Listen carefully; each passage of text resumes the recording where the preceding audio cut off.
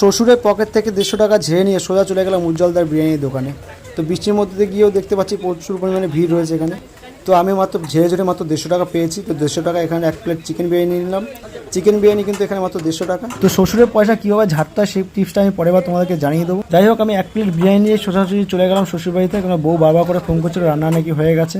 তো শ্বশুরবাড়ি জিন্দাবাদ বলে বেরিয়ে পড়লাম আবার গাড়ি নিয়ে বৃষ্টির মধ্যে।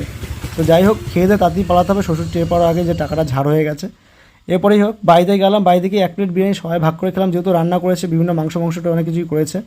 তো এখানে এই সাইজে একটা চিকেন দিয়েছে আর সাথে দিয়েছে আলু। চিকেনটা মোটামুটি 100 গ্রাম হবে, আলুটা কিন্তু খুবই সফট ছিল, সাথে রয়েছে পেঁয়াজ আর শসা।